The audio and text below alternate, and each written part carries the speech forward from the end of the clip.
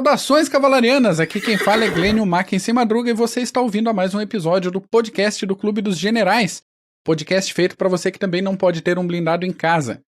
Hoje o nosso assunto principal é a Guerra da Chechênia, ou as Guerras da Chechênia, mas antes de a gente entrar no assunto, vamos dar as boas-vindas aos nossos especialistas. Primeiramente ele, sempre na mesa, o mineiro mais aclamado do CG, o mais badalado, além de professor e analista de defesa, Renato Paulos Kloss. Como é que tá, Paulos? Tudo bom, Glenn? Nosso querido Mac, saudações segianas. Saudações também pro nosso querido Rundes. Hoje nós vamos falar da Guerra da Chechênia, né? 13 anos aí de... Foram 13 anos, mais ou menos isso. Por aí. De muita destruição. Hoje chegou a hora. Acho que nós prometemos isso há muito tempo atrás, mas nunca tínhamos falado. Então hoje vai sair. Vai sair, foi promessa nossa e pedido de ouvinte esse episódio isso. também. E falando lá do sul de Santa Catarina, Rodrigo Hundstedt Origi. E aí, Hundes?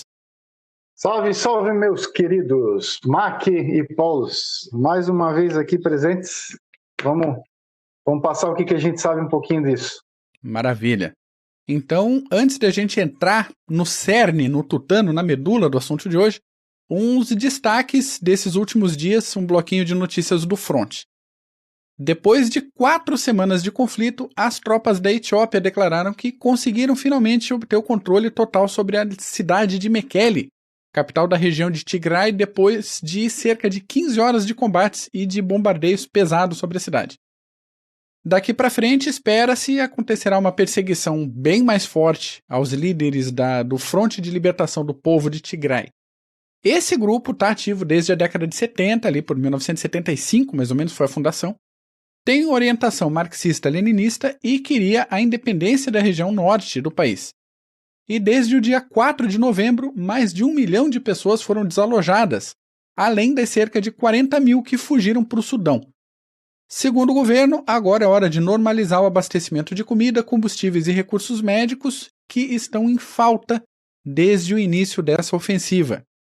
E a gente está contando com mais de mês aí de situação bem complicada na região. Outra notícia é a eliminação do principal cientista responsável pelo programa nuclear do Irã. E aqui eu deixo um abraço forte para o nosso amigo e ouvinte Bruno Carvalho.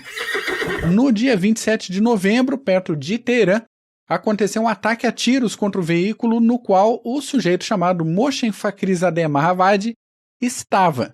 E ele chegou a ser levado ao hospital, mas não teve jeito. O governo do Irã acusou Israel, que até onde a gente sabe, não se pronunciou sobre o caso, não assumiu a ação, mas a gente lembra que uns tempos atrás o Benjamin Netanyahu revelou dados sobre alguns documentos do programa nuclear iraniano. Documentos esses que foram subtraídos, foram conseguidos, foram arranjados numa ação do Mossad. Um dos dados revelados foi justamente o nome desse cientista. Enquanto a maior parte do Ocidente e vários exilados do Irã confirmam que esse cientista era de fato o chefe de um programa de desenvolvimento de armamentos nucleares, e aí a gente fala especificamente dos projetos 110 e 111, que, por sua vez, controlariam a produção e a posse de armas de destruição em massa, o Irã continua mantendo a versão de que o objetivo do programa era só a geração de energia. É um programa super inocente, tranquilo, né? Eles só querem eletricidade. Só o bem. Né? Só, com certeza. Só o bem. O Irã declarou que vai atacar como um trovão os assassinos desse mártir oprimido, e aqui usando a fala do correspondente lá, e isso, claro, assim que eles descobrirem quem foi. A conclusão é a seguinte: independente, com aviação, com drones, com equipe de terra, ninguém no Irã está seguro.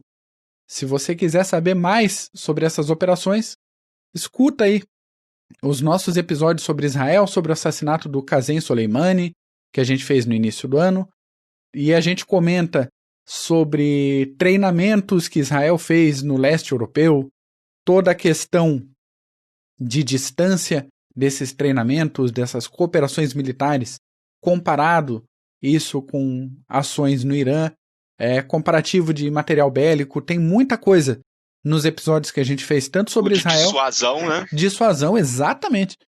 Tem muita coisa bacana nesses episódios. E, assim, não adianta querer fugir, né?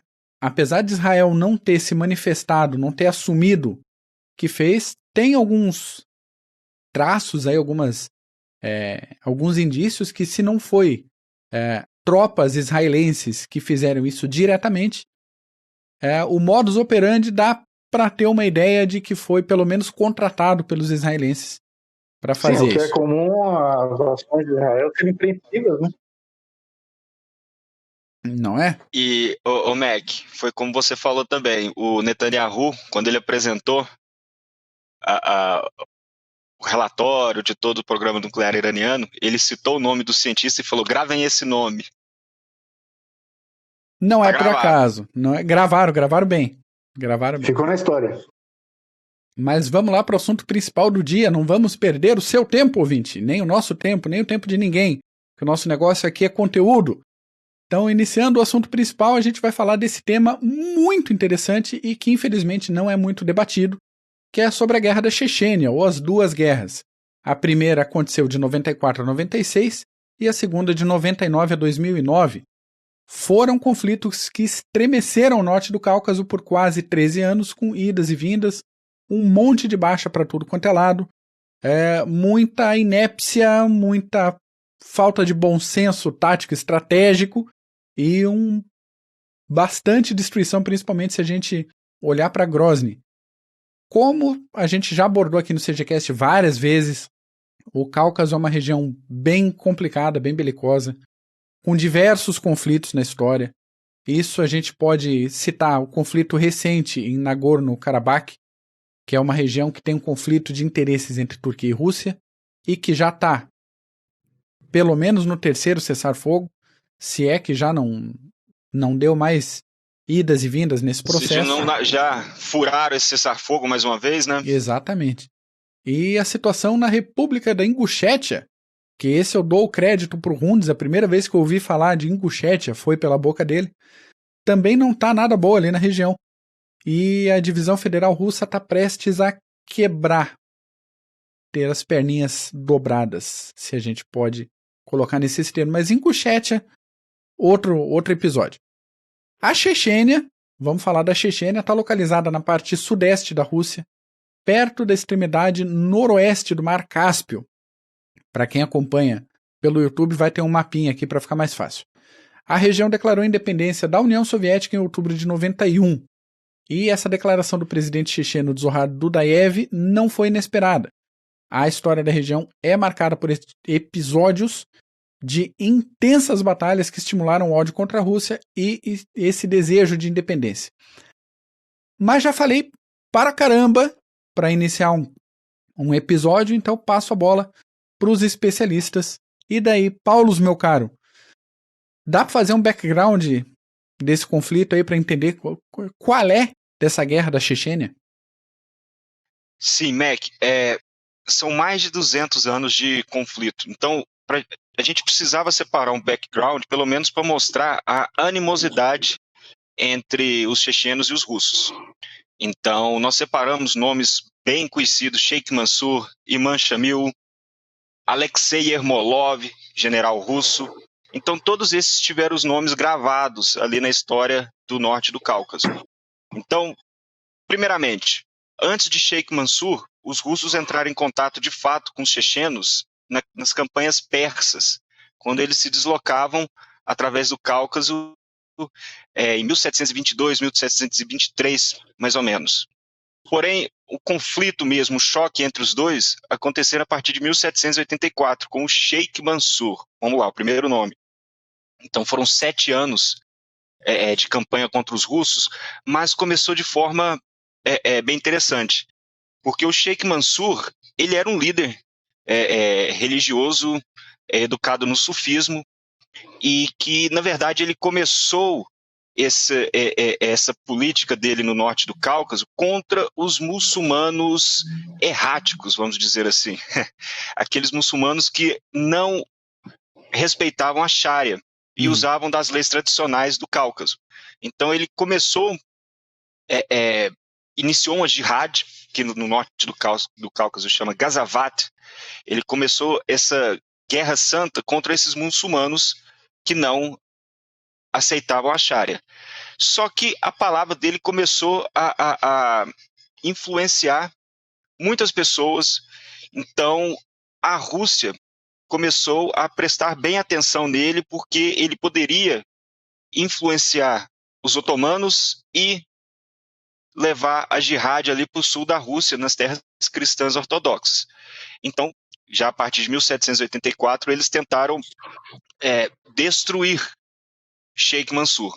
E Sheikh Mansur, nessa guerra de guerrilha, acabou emboscando os russos e teve uma vitória estrondosa. Só que nós sabemos que não fica por aí. Então, depois de um pouco tempo, Sheikh Mansur reuniu 12 mil soldados para lutar contra os russos. Nessa ideia agora já era uma ideia de independência e cortar relações em relação ao russo, né? Os russos, e acabou que ele teve a grande ideia de levar a guerra para o sul da Rússia, e ele acabou sendo derrotado, morto. Então, o Sheikh Mansur, por 7 anos, ele fez guerra contra os russos. Esse foi o primeiro. Então, Sheikh Mansur, no final do século XVIII. No início do século XIX, depois das campanhas napoleônicas, houve uma série de campanhas dos russos, da Rússia Imperial, contra os otomanos e os persas. E os russos precisavam usar o Cáucaso como linha de acesso para esses frontes. Então, eles precisavam, de uma forma ou de outra, pacificar a região. E de todos que estavam lá, os chechenos eram os mais belicosos, vamos dizer assim. Então, os russos mandaram o general Alexei Yermolov. Pronto, o segundo nome nosso. O Yermolov era um oficial de artilharia, se destacou nas campanhas napoleônicas e que tinha um modo muito, vamos dizer assim, um pouco estratégico, mas bem sanguinário para pacificar a região. Então ele montou uma série de fortalezas na região. Grozny surgiu dessa forma e começou a popular essas fortalezas com cossacos. Então, ele acabou conseguindo expulsar os chechenos para as partes mais altas da região, mas não derrotou de fato os chechenos. Até tem uma frase bem emblemática do Yermolov, que é aquela que: eu desejo que o terror do meu nome guarde nossas fronteiras com mais força do que as correntes e fortalezas. Então, Yermolov bem sanguinário, mas ele acabou sendo substituído por outros generais, e esses generais não tiveram o mesmo ímpeto que o Yermolov teve. E depois, muitos russos, já no final, antes da Segunda Guerra da Chechênia, queriam uma estratégia à la Yermolov para tratar os chechenos. Então, mais um problema aí. Bom, terceiro nome, Imam Shamil, outro religioso, só que esse era um soldado também, e esse passou 25 anos em luta contra os russos. Ele iniciou em 1834 e ele tentou até chegar a um acordo com a Rússia, aceitando a sua soberania, mas que acabaria com os ataques, aceitaria a soberania russa, só que ele queria um certo grau de autonomia, principalmente cultural. Os russos não toparam. Então, campanhas e campanhas, quase morreu em 1839, escapou por pouco, só que os russos estavam em outros frontes. Nós lembramos até da Guerra da Crimeia, que tem um podcast aí também. E em 1859, na verdade, em 1856, os russos enviaram 200 mil soldados para o Cáucaso, para lidar de uma vez por todas, contra o Imam Shamil. Então, não deu o peso do Império Russo. Shamil foi capturado e virou uma celebridade em São Petersburgo. Ficou num palácio e até a sua morte. Interessante notar que dos 4 filhos do Imam Shamil, 2 lutavam no Cáucaso contra os russos e outros 2 eram oficiais do exército russo. Oxi. Então, interessante isso.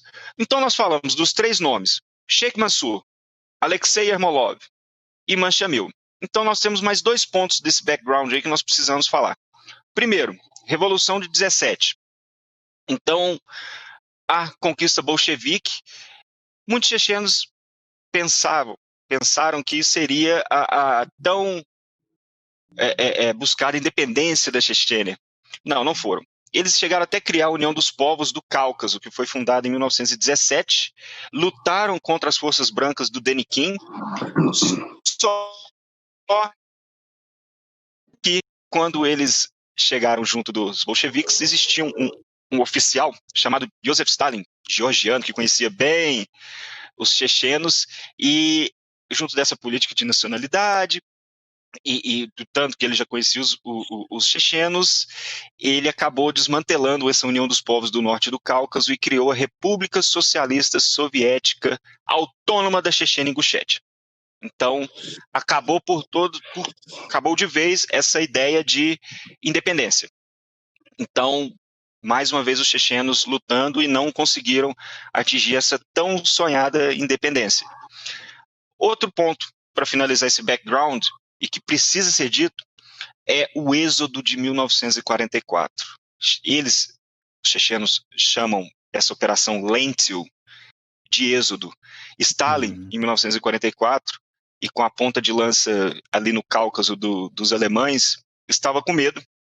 Na verdade, os alemães já estavam sendo rechaçados, mas o medo dos chechenos, de certa forma, entrarem em acordo com os alemães, Stalin, no dia 23 de fevereiro, simplesmente deportou toda a população da Chechênia para a Ásia Central.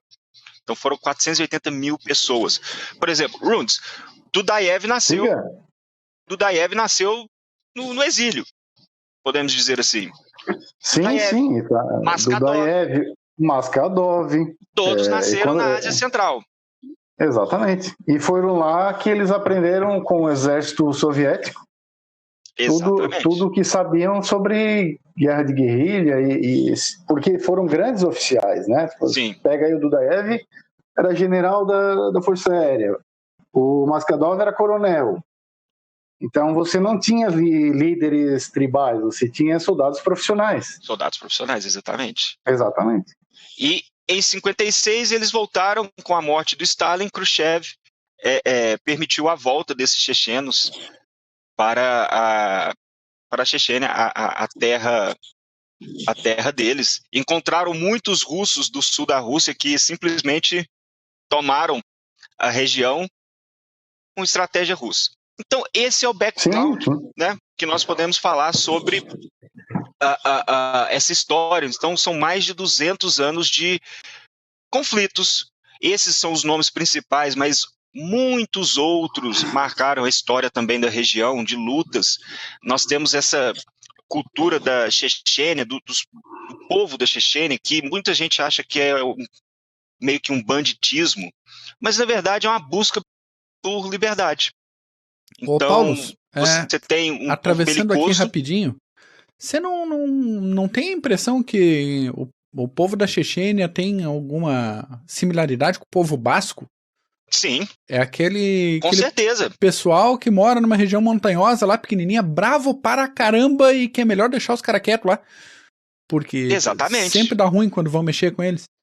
E é aquele povo que meio que se destaca, entre outros, os chechenos, e tanto como os bascos, nessa luta, que é a busca pela independência. Não nos misturamos com os invasores, porque eles tratam os russos como invasores. Então, e é interessante, porque os chechenos, em relação aos outros, porque o Cáucaso é uma colcha de retalhos. Vários povos, é um melting pot, que a gente chama. E os chechenos foram os que se destacaram desde o início nessa busca por independência. Então, bom, vamos aos fatos. Nós sabemos que a União Soviética se dissolveu, né, no final da década de 80, começo da década de 90. Mais uma vez, temos que falar aí, porque é a história. Então, a União Soviética se dissolveu. Nós tínhamos o Gorbachev, que passou o bastão para Boris Yeltsin. Todo mundo vai lembrar do Boris Yeltsin lá, cambaleando, mais para lá do que para cá. Esponja. Bom, ele ganhou as eleições, se podemos chamar assim, e no último dia de 1991 ele extinguiu a União Soviética, criando 15 novos estados junto da Federação Russa. Bom, Yeltsin, em suas campanhas para virar o novo líder ali da Rússia, ele tinha garantido que os membros constituintes em todas essas regiões da antiga União Soviética, eles seriam livres para traçar seus próprios destinos. Nós sabemos que isso é conversa fiada, né? Não precisa nem aprofundar muito nisso, né? Então, sim, nós tínhamos ele queria ganhar o apoio dessas republicanas para se manter no poder. Mas depois quando chegou no poder, aí o bicho pegou. Fez tudo ao contrário. Exatamente. Exatamente. Então nós temos 2 pontos que nós precisamos falar aí no começo dos anos 90. Primeiro, a República Autônoma Socialista Soviética da Chechênia-Ingushétia tinha o Dokuz Zavgaev como líder e acabou entrando em cena o Dzhokhar Dudaev, depois da dissolução da União Soviética, e Dudaev declarou a independência da República da Chechênia. Então foi o primeiro ponto aí que já mexeu com os brios do Kremlin. Ele declarou imediatamente a independência e Moscou se recusou a aceitar, claro. Então Moscou prontamente enviou um contingente para Grozny, que foi rapidamente cercado pelas forças de Dudaev e tiveram que voltar com o rabo entre as pernas, vamos dizer assim. Isso em 92. Primeiro ponto. Então, ponto para Dudaev. Eles achavam que agora eles estavam livres. Em março de 1992, foi assinado o Tratado Federativo, como se fosse a fundação desse novo Estado russo. E a Chechênia se recusou a assinar. Então, Dudaev se recusou a assinar esse tratado. Bom, Yeltsin estava muito preocupado nas implicações que isso poderia trazer para Moscou, principalmente as implicações de longo prazo com as outras regiões. Então, ele não queria deixar esse precedente abrir esse precedente para os chechenos. E nós temos que somar, junto disso, que o crime organizado na região era muito alto, muito, muito forte. Então, a ponto dos oficiais chechenos usarem um aparato estatal para extorquir Moscou. Então, logo eles estavam vendo que a Chechênia se tornou uma ameaça, de fato, e que Yeltsin precisava provar de uma vez por todas que ninguém poderia desafiar Moscou desse jeito. Então, temos também a dimensão política disso tudo. Os chechenos querendo a independência, o crime organizado rampante na região, e nós temos a dimensão política que nós já citamos várias vezes aqui no CGCast, que a economia estava se esfacelando aos poucos, a economia da Rússia, e Yeltsin estava se tornando muito impopular. Então ele precisava de um inimigo para tirar um pouco o foco da economia e transferir para esse inimigo. E a Chechênia serviu muito bem para esse propósito. Bom, mas Yeltsin não queria sujar suas mãos de imediato. Ele falava que é inadmissível, que absolutamente impossível uma invasão da Chechênia, mas na verdade ele queria que mercenários invadissem a Chechênia e fizessem o trabalho. Moscou chegou até a criar um conselho provisório checheno, que na verdade era oposição a Dudaev, que na verdade era o Serviço Federal de Segurança, nossa antiga KGB, que criou esse conselho provisório da Chechênia. E esse conselho, junto do que a gente chama de FSB, no caso, mas na verdade é o Serviço Federal de Segurança, né? Eles contrataram várias forças dentro das Forças Armadas Russas, passando por cima de generais, e enviaram essas forças em outubro e novembro de 1994. E essas forças levaram um pé na bunda, sendo que muitos russos foram capturados, russos mesmos, não só mercenários, mas muitos russos foram capturados e passaram na televisão todos bonitinhos, desfilando nas ruas de Grozny. Então foi uma vergonha muito grande para Moscou, principalmente para o Yeltsin. Então depois o Serviço Federal de Segurança foi culpado, mas não adiantou nada. Então, depois dessa Baía dos Porcos, podemos dizer assim, russa, Yeltsin resolveu, ou ele poderia ou escalar ou recuar. Só que nós temos uma figura aí, Pavel Grachev, que era o ministro de Defesa, e a sua famosa frase que eu resolvo isso com um regimento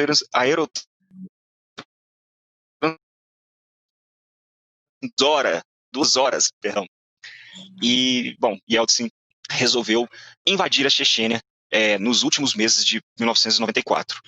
Aí nós entramos numa parte aí meio que os trapalhões, porque fizeram o correto, atacaram a Força Aérea Chechena, que não era grande coisa, destruíram a Força Aérea Chechena e começaram a partir de 28 de novembro a planejarem essa invasão da região.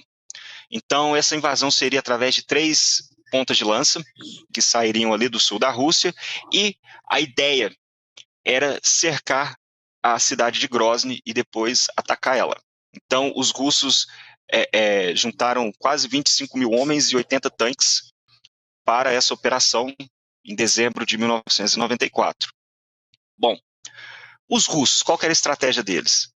Era cercar a cidade, como eu falei agora, através dessas 3 forças e conquistar a cidade de uma vez por todas. Só que, bom, só os russos olharem para trás, isso é uma estratégia um pouco furada. Por exemplo, o Afeganistão. A gente se lembra que eles tomaram Cabul no início da campanha e depois tomaram algumas cidades principais e resolveram lidar com os mujahidins no interior, o que não adiantou. E, mais uma vez, eles resolveram fazer a mesma coisa, tomar Grozny e depois tomar as outras regiões, a retaguarda, o interior da Chechênia. Então, por isso que eu falei de trapalhões, eles juntaram as forças que eram para estarem prontas já 7 de dezembro e elas ficaram prontas só 26 de dezembro. Que bonito. Então, nós tivemos isso.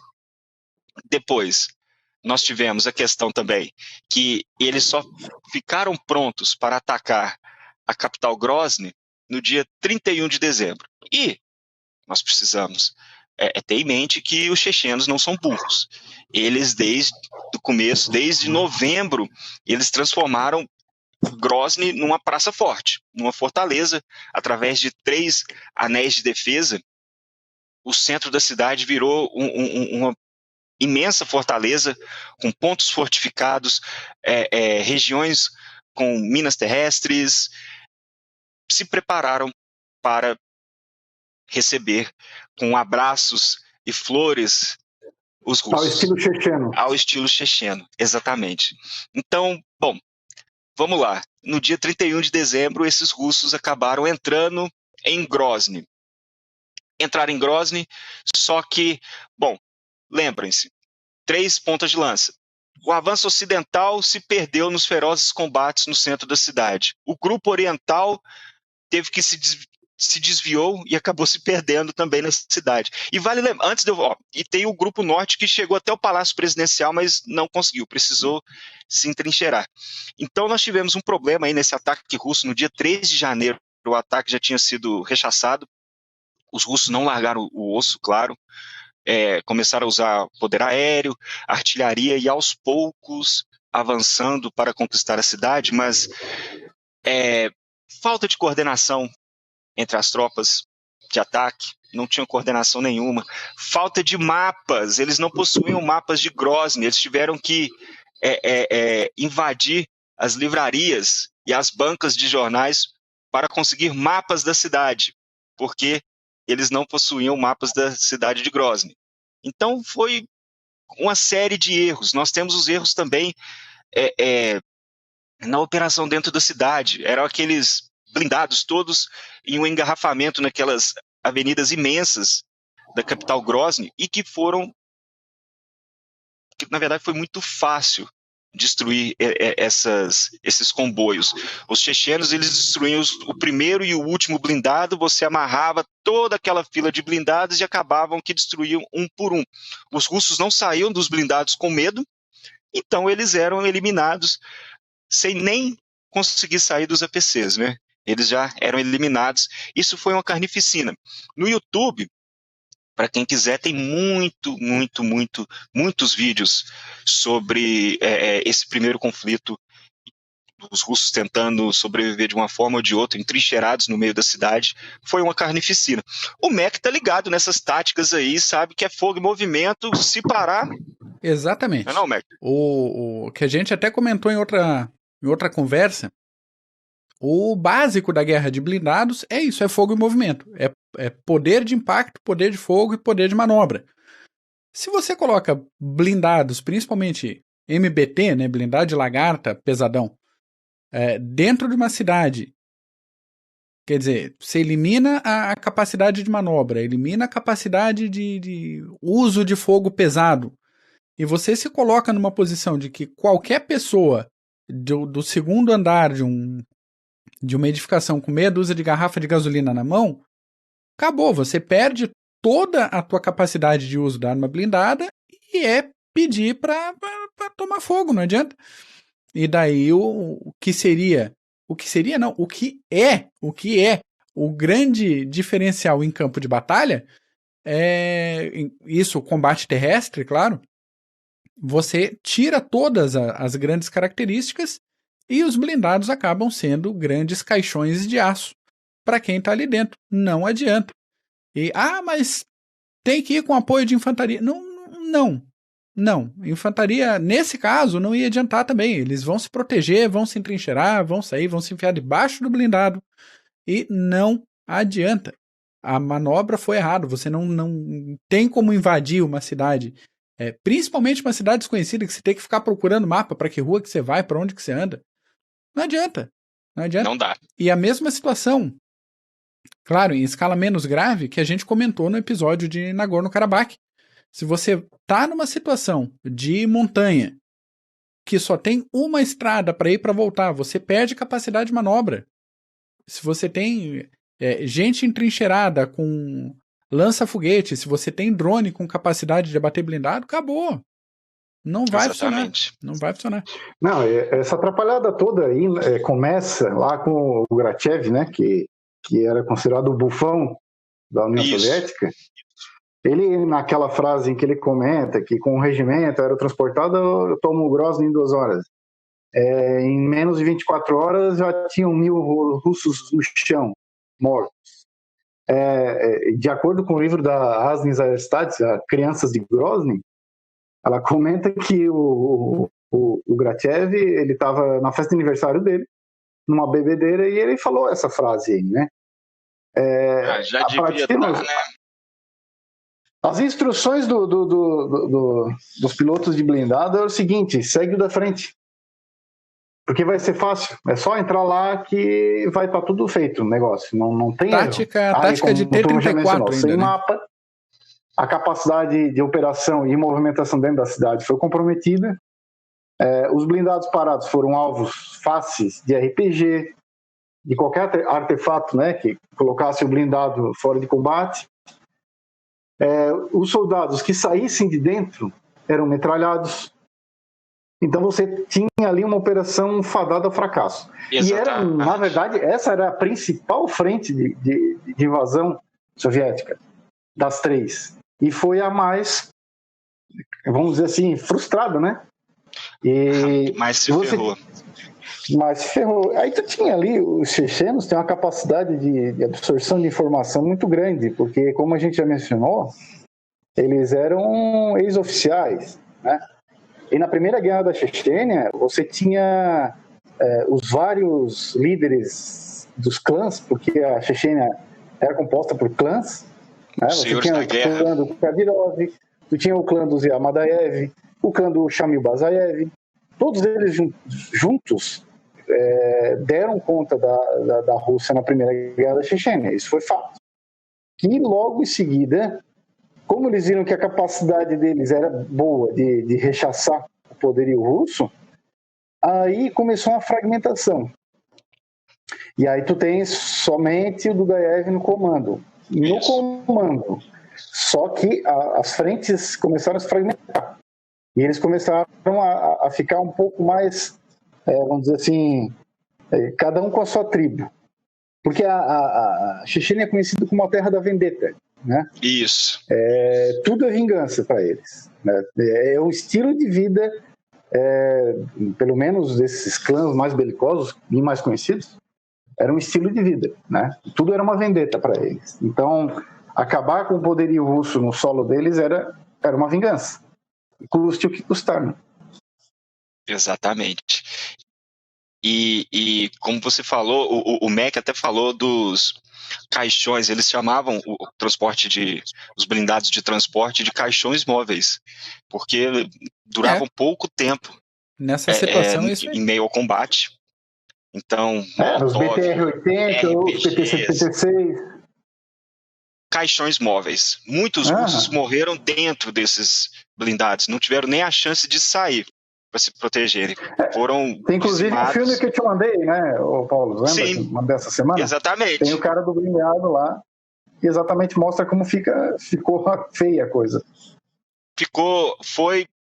Nós temos essa questão que eu até falei de falta de coordenação, a logística falha, mas até em termos de táticas, os russos deixaram muito a desejar. Para quem?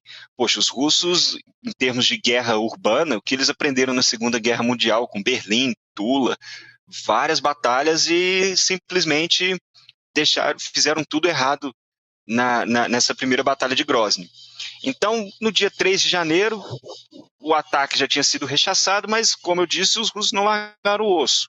Então, aos poucos, avançando de forma bem cautelosa, através de poder aéreo e artilharia, foram abrindo caminho até conquistar o que sobrou do Palácio Presidencial, no dia 19 de janeiro. Então, a partir de 19 de janeiro, continuou combates. Grozny, no caso, caiu. Então, os combates agora foram para cidades mais ao sul, Gudermes e outras cidades, mas Grozny já tinha caído. 35 mil civis mortos no final de 94 para começo de 95. Isso de acordo com a OSCE. Então, foi uma carnificina. Então, Yeltsin, em janeiro, trocou o comandante e propôs um cessar-fogo, mas, na verdade, ele queria tempo para mandar mais tropas para a região, aumentar seus efetivos para tentar mudar a balança de poder na Chechênia. Então, Grozny caiu e agora foram brigas e cercos nos outros centros urbanos da Chechênia. Então, nós chegamos numa segunda parte agora, isso ainda em 95, mas veio a guerra de terrorismo, vamos dizer assim, e guerrilha pura. Então nós vamos lembrar da incursão de Shamil Basayev a Budianovsk, que eles saíram, 195 chechenos, saíram de caminhões, pagando propina em todos os checkpoints, até quando acabou o dinheiro, eles entraram na cidade de Budianovsk, ali no sul da Rússia, tomaram a prefeitura, a delegacia, mataram os policiais, e quando as forças russas chegaram, eles se entrincheiraram no hospital da cidade com 1.800 reféns. Outro que nós vamos citar, todo mundo vai lembrar de Beslan, né, que o Rundes vai citar, tem o Teatro de Dubrovka, e por aí vai. Esse foi o primeiro, em 95 ainda. Então, o Shamil Basayev pediu o fim dos conflitos e que os russos deixassem a Chechênia, e eu acho que o Yeltsin estava no Canadá na época, foi o primeiro-ministro russo, o Viktor Chernomyrdin, acho que era esse o nome, por aí. Ele negociou com o Basayev e deixou o Basayev ir embora. Vai embora. Para eles foi um resultado excelente. Foram e depois pode ir embora para você lutar no dia seguinte. Então, houveram outras incursões como essas na fortaleza de Kizlyar, que era uma base aérea russa no Daguestão. Nós tivemos também a cidade de Gudermes, que em dezembro de 95, 600 rebeldes armados atacaram de surpresa e tomaram, que é o segundo centro urbano da Chechênia, mas isso por Salman Rudayev. Todas essas incursões acabaram com negociações e os chechenos puderam ir embora. Salman Rudayev, no caso, depois os russos deram um jeito nele. Tipo, eu estou negociando com você, mas sua hora vai chegar. Então, ocorreu a base de Kizlyar, Budianovsky, Gudermes. Então, isso mostrava que agora os chechenos, o conflito tinha virado mais ou menos essa guerra de incursões. Os chechenos mantinham a iniciativa, a questão da surpresa, possuíam armas e moral, mas não sustentavam combate por muito tempo.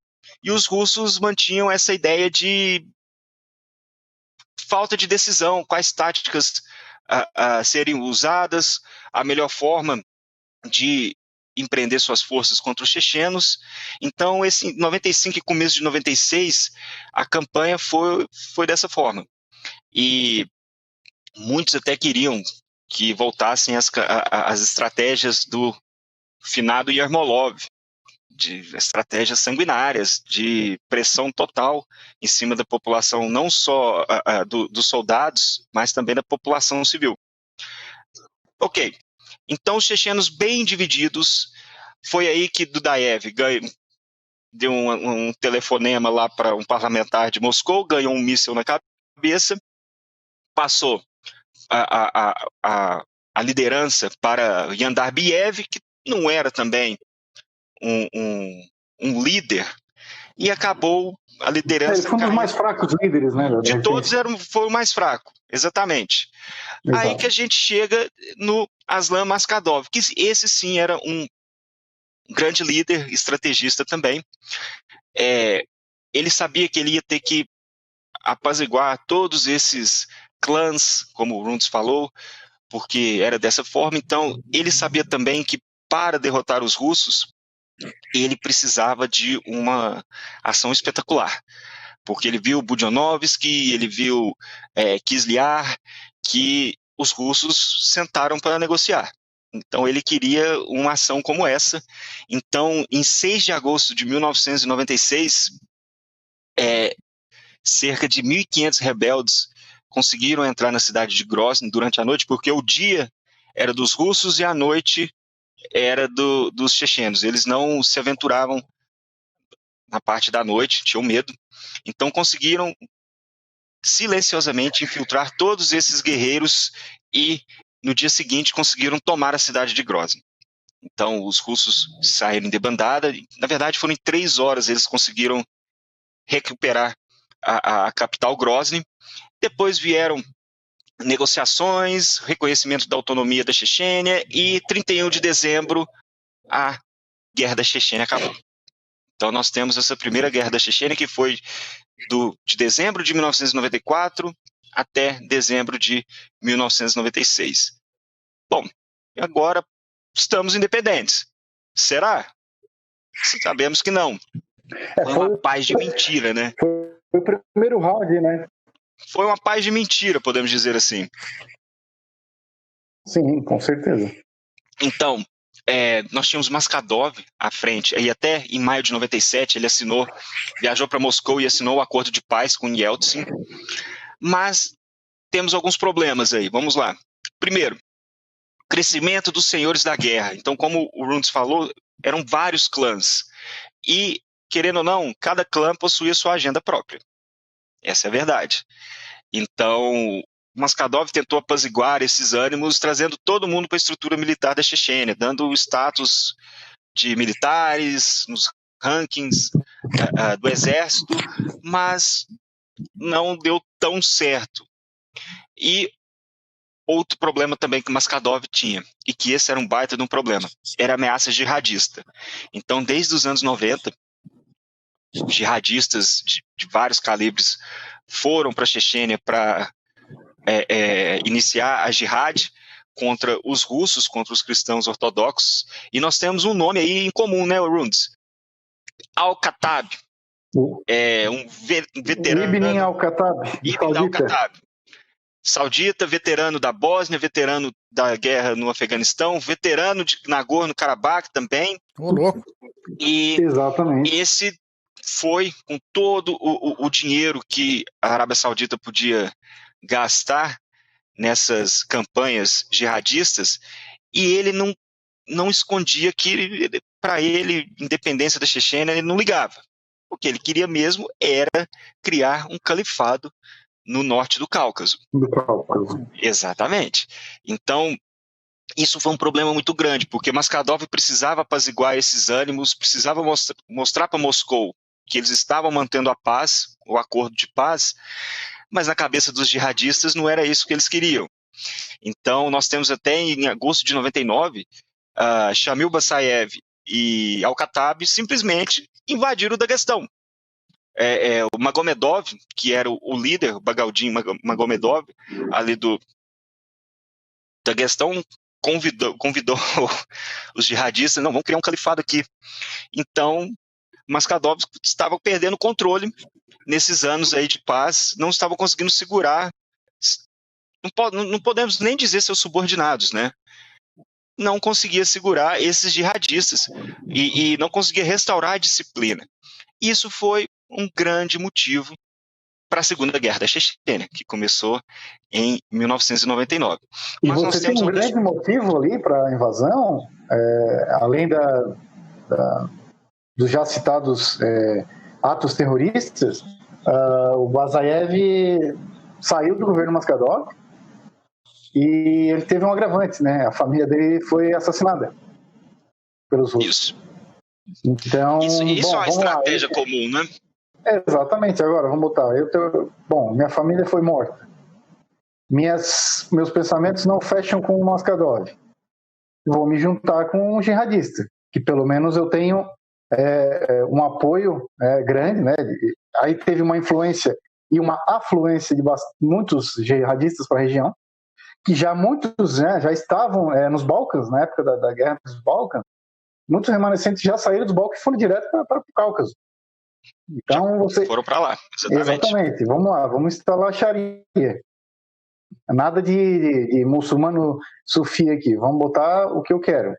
E ele queria o califado, né? Como você já mencionou. Sim, exatamente. E a gente sabe que nós vamos contar os motivos, né, dessa Segunda Guerra da Chechênia, mas Moscou já sabia que ia ter que lidar de novo com os chechenos. Isso é fato. Eles estavam causando o caos ali no norte do Cáucaso, não era mais só na região da Chechênia, já tinha passado por Daguestão e para outras repúblicas ali também. Então, uma hora ou outra, eles teriam que lidar. Então, eles reconheceram a derrota da Primeira Guerra da Chechênia, de 94 a 96, e calma que nós vamos voltar. Bom, já em 99, Yeltsin já não estava muito bem das pernas e escolheu um nacionalista e estatista. E vamos falar do Putin, que era um ex-espião da KGB, situado em Dresden. O carinha é chamado Putin. Nosso tão conhecido Vladimir Putin. E Putin estava determinado a fazer o mundo reconhecer a Rússia novamente como uma grande potência. E ele teve uma ascensão meteórica, e ele sabia, né, com os problemas econômicos, tudo, o resultado da Primeira Guerra da Chechênia, ele sabia que ele ia ter que voltar, e também sabia que a Chechênia era um exemplo ideal, como triunfo do poder russo, voltar e derrotar os chechenos que causavam tantos problemas desde o começo da década de 90. Na verdade, muitos anos nós falamos, né? Então, o que aconteceu? Os russos, ou Putin, já sabia desse problema que Basayev e os jihadistas como Al-Khattab, Umarov, Dokumarov, estavam causando ali no Norte Cáucaso, mas ele precisava de um motivo. Bom, não é nosso papel aqui falar o que aconteceu, se foi isso ou não, mas o ouvinte, aqueles que estão nos assistindo, pode procurar as explosões nos blocos de apartamento que ocorreu em Moscou e outras 2 cidades menores, matando quase 300 pessoas. Então, quando ocorreu isso em setembro de 99, rapidamente culparam os chechenos. Então, muita gente fala que realmente foram os chechenos, mas muita gente fala também que foi algo encenado. Foi algo criado pelos russos, porque eles descobriram na cidade de Ryazan dois vamos dizer assim, funcionários do FSB? Da FSB, exatamente, plantando uma bomba, a mesma bomba que explodiram nos outros apartamentos, plantando uma bomba no porão de um prédio. Então, eles falaram que não, isso aqui era apenas um teste, só para ver como é que é, tal. Um teste para ver se a população estava ligada, né? Exatamente, para ver se a população estava ligada. Enfim, mais uma vez, agora os russos tinham motivo para invadir a Chechênia. Só que agora os russos aprenderam com os próprios erros. Então, coordenação entre as forças, poderio aéreo e artilharia bem mais, vamos dizer assim, bem mais calculado. Não aquela falta de coordenação que tivemos na Primeira Guerra da Chechênia. Então, a partir de 1º de outubro, já estava declarado que o fato da Chechênia já estava traçado. Então, 3 vezes mais soldados para invadir a Chechênia. E outra coisa também, como nós citamos, na primeira campanha, os russos queriam tomar a capital e depois lidar com o resto.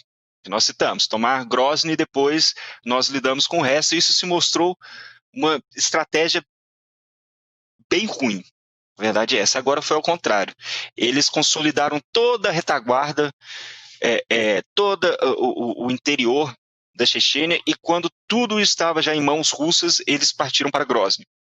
E invadiram a capital junto de um contingente de chechenos, do Gantemirov, se eu não me engano, sim, Gantemirov, que era um estelionatário, Beslan Gantemirov. Ele era um estelionatário que os russos acharam e falaram, leva seu contingente lá, que se a gente ganhar, você vira prefeito. Então, quem fez frente aos russos foram até, eu esqueci o nome do checheno que fez frente, mas foram em torno de 1.500, 2.000 chechenos que, na verdade, eram chechenos defendendo a capital e, no interior, os jihadistas. Então, nessa segunda campanha aí... lembrei, Aslanbek Ismailov, o nome do checheno que tentou defender a cidade, mas os russos, já a partir de 12 de dezembro, cercaram a cidade de Grozny, mandaram forças de reconhecimento para atrair o fogo, e nisso descobriram os pontos fortes e destruíram aos poucos. Essa segunda, vamos dizer assim, essa segunda guerra da Chechênia, em termos de Grozny, foi muito mais tranquila do que a primeira guerra.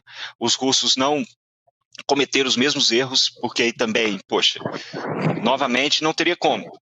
Então, acabaram expulsando os chechenos para as terras altas, e, vale lembrar, como eles tinham garantido a retaguarda antes, os chechenos estavam no meio do inverno, sem abrigo. Então, foi uma estratégia aí, aos poucos foram destruindo os contingentes dos chechenos. Então, em 6 de fevereiro de 2000, Grozny foi liberada, de fato. E depois teve mais alguns meses e anos, na verdade duraram anos até descobrirem todos os corpos debaixo dos escombros, mas agora já era questão de pacificação. Então nós temos agora 9 anos, de 2000 até 2009, onde os russos que pegaram a carona na guerra ao terror que o Bush inaugurou depois do 11 de setembro, falando, eu tenho minha guerra ao terror aqui também. Então eu vou destruir uma vez por todas os chechenos radicais que tentam mais uma vez humilhar o Moscou, e agora não terão mais vezes. Bom, nós precisamos lembrar também como aconteceu em 95, como aconteceu também no século XIX, quando os chechenos se veem sem opções, eles optam pelo terrorismo, assassinatos. Isso ocorreu muito no século XIX, novamente. E nós vamos lembrar do infame ataque a Beslan, não é não, Rundes? Sim, foi uma vergonha o que ocorreu em Beslan. Uma vergonha por vários motivos, principalmente por ter criança no meio, né? Que é sempre um item a mais. Eles invadiram Beslan. Na verdade, Beslan foi em 2004. 4. Então foi Shamil Bassaev. Shamil Bassaev, confirma, foi, Bruno, Shamil Bassaev estava em Beslan também? Ele não participou diretamente, ele foi um dos mentores, né? Um dos mentores, exatamente. Isso, ele junto com alguns ingushes. Isso. Então, invadiram a escola em Beslan, era o primeiro dia de aula, que fica na Ossétia do Norte, e fizeram mais de 1.000 reféns. E quando acabou que uma bomba explodiu de um rebelde, que na verdade eram os líderes que tinham os detonadores, não eram os rebeldes, né? Eram os líderes que possuíam os detonadores. Caso algum deles resolvesse não colaborar, né, ter alguma espécie de remorso, ele seria eliminado na hora. Eles seriam eliminados. Então, agora, os chechenos só possuíam esses atos de terrorismo para poder fazer frente aos russos. Então, nós tivemos setembro de 2004, Beslan, voltando 2 anos, Teatro de Dubrovka. O 20, quem está nos assistindo, vocês vão se lembrar também, quando os chechenos invadiram o teatro em Moscou de Dubrovka e acabou que fizeram 850 reféns nesse dia, mas a unidade alfa da polícia russa acabou invadindo e mataram os terroristas, mas quase 180 reféns também morreram. Foram 179, na verdade. Muitos pelo gás. A operação russa que não tem refém morto não é operação russa. Não é, né? Exatamente. Isso, Beslan, Dubrovka. Então são... fora que nós temos também vários ataques à bomba no metrô de Moscou também. Tivemos ataques à bomba no metrô de Moscou, então os chechenos possuíam apenas essas armas para poder fazer frente. E os russos foram aos poucos matando os líderes. Al-Khattab, por exemplo. Poxa, levou tiro de fuzil no estômago, não morreu. Foi quase despedaçado por uma mina terrestre, não morreu. Mandaram uma cartinha lá envenenada, morreu. Shamil Bassaev também foi outro despedaçado, já um pouco mais no fim da campanha. Sobrou Doko Umarov também, que não durou muito. Eles também foram atrás do Doko Umarov, que queria também criar o califado, mas rodou. Então, já com os chechenos, já os rebeldes já um pouco mantidos, já, como se diz assim, não derrotados, mas de uma forma mais, não poderiam oferecer também tanta resistência, Moscou ou Putin passou para sua segunda estratégia, que foi botar Ahmad Kadyrov como líder da Chechênia. Kadyrov se destacou na Primeira Guerra da Chechênia, fazia parte de um clã, né, Runz? Só que depois virou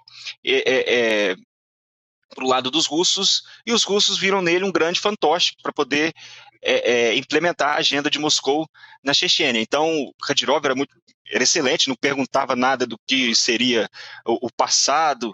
Os russos não perguntavam o passado dele, não perguntavam o passado também dos russos, do que eles teriam feito lá, e vamos aqui, através do Kadyrov, fazer frente com o resto dos rebeldes. Então, os russos usaram Kadyrov e as suas forças para destruir os restos dos jihadistas, dos rebeldes, o que custou a vida do Kadyrov, né? Que tem quem pode procurar no YouTube, que em 2004, numa parada militar, os rebeldes, nós estamos quase destruídos, mas Kadyrov vai pagar por isso. Então, em 2004, eles detonaram uma bomba no estádio do Dinamo de Grozny e mataram o Kadyrov, que aí passou o bastão para o seu filho, que é o Ramzan Kadyrov, que está até hoje. Vocês podem seguir ele no Instagram, porque a comunicação oficial do governo da Chechênia, através da conta pessoal do Kadyrov no Instagram, ele aproveitou para caçar todos os oponentes que poderiam tirar ele do poder. Então os russos tentaram balancear esse poder do Kadyrov através de outras forças, como os Yamadaevs, o clã dos Yamadaevs, outros batalhões, para tentar balancear e não dar todo o poder para o Kadyrov. Mas o que o Kadyrov fez? Matou todo mundo. Matava em Dubai, mandava matar em Berlim, em qualquer lugar que eles estavam. Ele foi se livrando dos antigos líderes rebeldes, um por um, com quem ele lutou. Exatamente. um por um. Kadyrov então, ele chegou a ser imã em Gudermes, né? Ele veio direto do Cazaquistão, se tornou um imã em Gudermes, foi ganhando popularidade e em um certo momento ele viu que seria mais proveitoso para ele, em vez de ir para a montanha, ficar se escondendo e comandando uma guerrilha, ir direto ao ponto. Vamos o seguinte, vamos fazer um acordo, Putin. Eu fico como um líder checheno e eu reconheço a Rússia como mandatária desse território. Fechou. Exatamente. Pronto. Isso foi estratégia. Olha, nós estamos. O que os russos fizeram na Primeira Guerra da Chechênia, o tanto de atrapalhada que eles fizeram e como eles se redimiram na Segunda Guerra e nessa campanha em destruir os jihadistas, foi de 8 a 80. Foi totalmente o oposto. E Putin teve vamos dizer assim, a sagacidade de conseguir colocar um fantoche, o Kadyrov, e esse Kadyrov limpou os jihadistas, porque Kadyrov era educado no sufismo e os jihadistas são wahhabistas. Então já há uma quebra aí de, vamos dizer assim, de ideias. Então, um quer jihad e o outro nem tanto, não é assim. Então, os russos conseguiram, através dos chechenos, eliminarem o resto das ameaças. E hoje, os russos possuem nos chechenos uma grande força para poder enviar em qualquer canto do planeta para lutarem como mercenários para os russos. Existem chechenos na Ucrânia, na bacia do Don, lutando contra os ucranianos. Existem o maior centro de treinamento antiterrorista no mundo é na Chechênia. Acho que é Gudermes. Foi inaugurado pelo Kadyrov. Então, os russos conseguiram eliminar os rebeldes, essa questão de independência, mantendo uma certa... Os chechenos mantêm uma certa autonomia, mas colocando um fantoche lá e usando esse fantoche para fazer o serviço sujo dele. Então, não deixa de ser um golaço, né? Vamos dizer assim. Porque ele conseguiu. Em pese esse esquema de contratar os outros, eu vou voltar um pouquinho ali na Segunda Guerra da Chechênia. Putin estava com dificuldade de angariar soldados, sabe? Na época não era obrigado. Na União Soviética era obrigado a servir por 2 anos, já na Rússia não era. Sim. E então você estava com dificuldade de mandar gente para o Cáucaso, o que era uma região muito conturbada.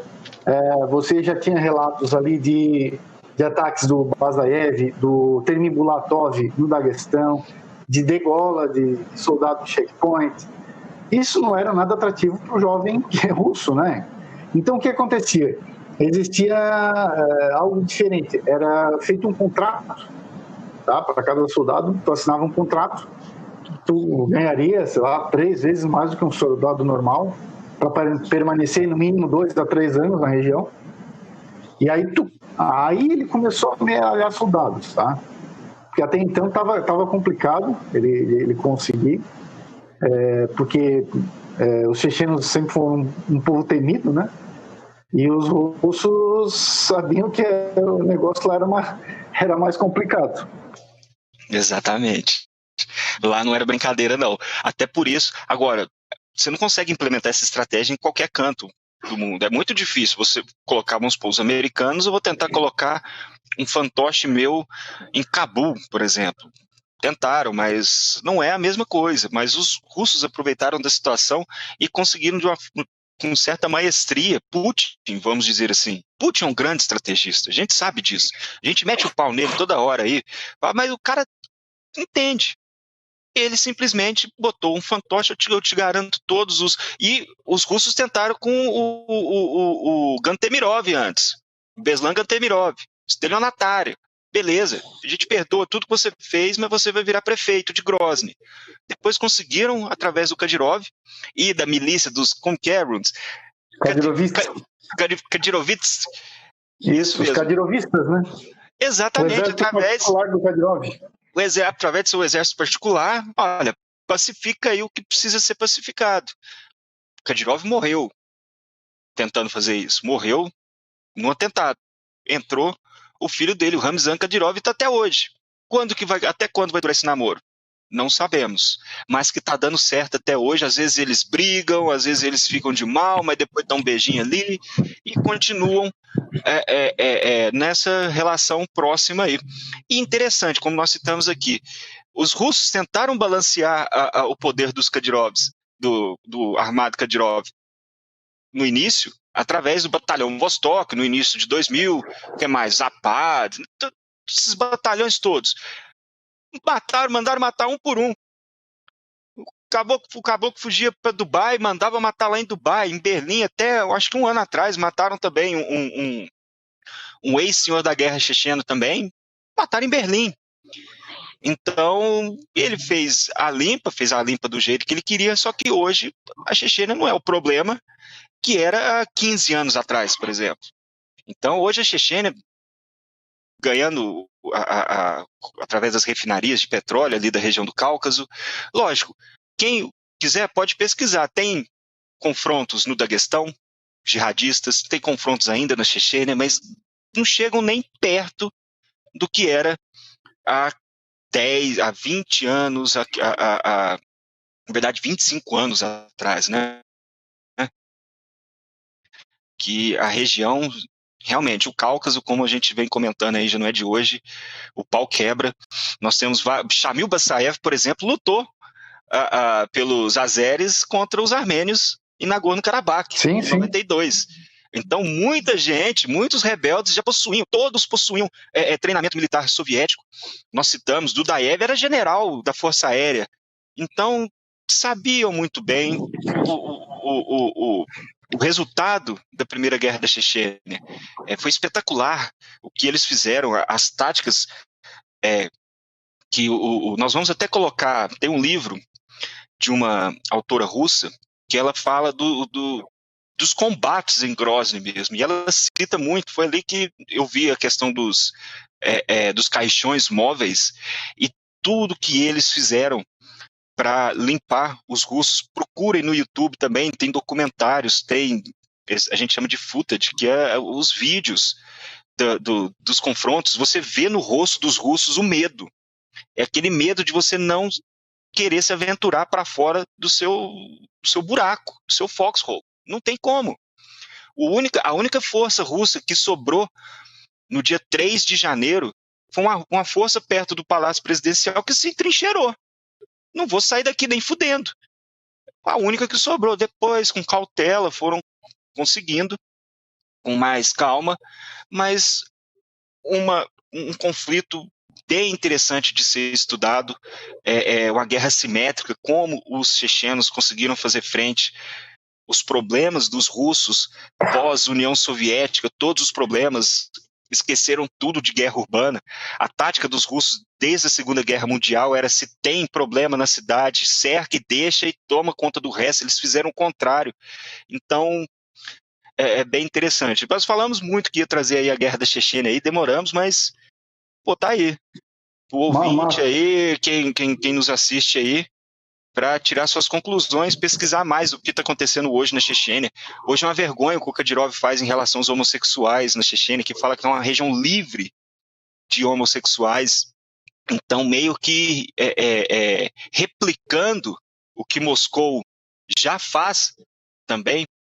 Então, é interessante ver toda a história ali da região, e é uma história que é meio paralela à história do Cáucaso em si, das lutas do Cáucaso, e nós temos os chechenos com essa vendetta, essa cultura que, olha, pode ser na próxima geração, mas vai ter vingança. Isso é fato. Vai ter vingança. Voltando a Beslan e tendo a vendetta como pano de fundo, não à toa foram chechenos em Ingushes, os guerrilheiros que assaltaram Beslan. Os Ingushes foram para lá por uma razão mais emotiva, que seria Beslan, principalmente a escola número 1, foi palco não diria de pogrom, mas quando os ossetas queriam expulsar os Ingushes na década de 90, eles levavam os Ingushes para essa escola para fazer a seleção e expulsar do país. Essa seria uma vendetta dos Ingushes. Já dos chechenos, né? porque a região osseta era um trampolim para os exércitos russos saírem para exatamente atacar a Chechênia. Então você tinha objetivos claros de amedrontar a população russa, encarcerando crianças, né, e professores, mas você tinha o fator emotivo e de vendetta, como eu já simplifiquei ali no começo. Exatamente. Exatamente. Maravilha. E nós vimos a história, são mais de 200 anos de conflito, nós tivemos o êxodo de 1944, então ainda está no sangue tudo que aconteceu com os chechenos, e eles levaram tudo isso já para a década de 90 para fazer frente com os russos, só que a Chechênia não consegue fazer frente ao poderio russo. Então, em 99, esse poderio todo foi jogado no campo de batalha e com armas de última geração. Tudo que não foi usado em 94, 95 e 96 foi usado em 99, 2000 e conseguiram pôr um freio nos rebeldes. E depois, aos poucos, através de Spetsnaz, forças especiais, foram caçando aos poucos jihadistas, os rebeldes, depois através de Kadyrov também, consolidando essa cabeça de ponte aí, vamos dizer, essa influência russa de uma vez por todas em Grozny. Agora, quando Kadyrov morrer, aí nós não sabemos o que vai acontecer, mas por enquanto continua dessa forma lá. O que pode haver uma guerra de clãs, né? Isso. Que é algo normal lá. Só para variar. Exatamente. Senhores, exatamente. É isso aí. Encerrando o episódio, indicações de filmes, bibliografia, Runes. Abra os trabalhos, por favor. De livro, eu posso indicar o Crianças de Grozny, da Asmi Zayerstad. E de filme, eu mandei um link, inclusive, essa semana para o Paulo, e eu não recordo o nome. Vou colocar embaixo. Muito bom filme. Nós temos que citar também a Anna Politkovskaya. Esse é o sobrenome. Que foi assassinada pelo Kadyrov? Foi assassinada, estava cobrindo o conflito e foi assassinada. Ela possui um livro excelente sobre a guerra na Chechênia. E nós temos um livro muito bom também, que é do Sebastian Smith. Então, o Sebastian, nós vamos colocar aí também, que é sobre a guerra na Chechênia, e nós vamos colocar esse outro também, que é da Rand Corporation, que é sobre a guerra urbana em Grozny.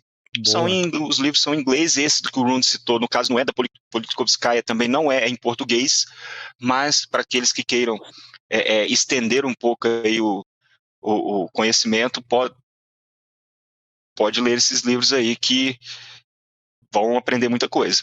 O do Sebastian Smith, o livro é excelente, é muito bom. Eles até têm um ditado que agora por que cana-de-açúcar não nasce nas montanhas, porque as montanhas são cobertas de sangue dos chechenos, algo assim, mas o simbolismo dessa guerra entre chechenos e russos vem de muito tempo. Então, por isso que é interessante estudar toda essa história, desde Sheikh Mansur, Yermolov, passando por Imam Shamil, todos líderes religiosos que conseguiram angariar muitos chechenos para a causa, tanto causa religiosa, mas principalmente de independência contra os russos. Maravilha. Eu vou deixar aqui embaixo 2 indicações também. As Presas do Lobo Solitário, Táticas Chechenas na Guerra Russo-Chechena 94-2009 e Inferno na Chechênia, as guerras russo-chechenas, o mito da Al-Qaeda e o atentado na Maratona de Boston. Sim, os 2 links para livros e-books para o Kindle, para quem tiver Kindle aí. E fazendo só esse comentário, bombardeio, né, o atentado da Maratona de Boston de 2013, executado pelos irmãos chechenos. Dzhokhar e Tamerlan Tsarnaev. Isso tudo nesse atrito entre o lado islâmico dos combates na Chechênia e uma provocação ao Ocidente e a Moscou, tudo ao mesmo tempo. Então, sim, coisa que a gente já comentou em outra conversa também, a Chechênia não era uma coisa coesa combatendo contra os russos. Era várias facções, uma colcha de retalhos étnica, religiosa e tal, que por acaso tinham um inimigo em comum nesse momento. E só que a rivalidade entre eles não deixa de existir por causa disso. Então esse livro também traz um pouco desse amontoado de brigas internas que acontece lá. Excelente. Senhores, muito obrigado pelo episódio. Aula sobre a Guerra da Chechênia. E se você, meu caro ouvinte, gostou desse episódio, por favor, compartilhe o link com alguém que você acha que pode gostar também. Todos os links, deixa o like, todos os links comentados estão aqui na descrição do episódio. Se você tiver alguma dúvida, comentário, alguma coisa para incrementar, manda pra gente, seja pelas redes sociais, seja pelo comentário do YouTube. Forte abraço, Paulos, Rundes, e até semana que vem. Abraço, meus queridos. Um abraço grande para vocês dois, meus queridos. Falou!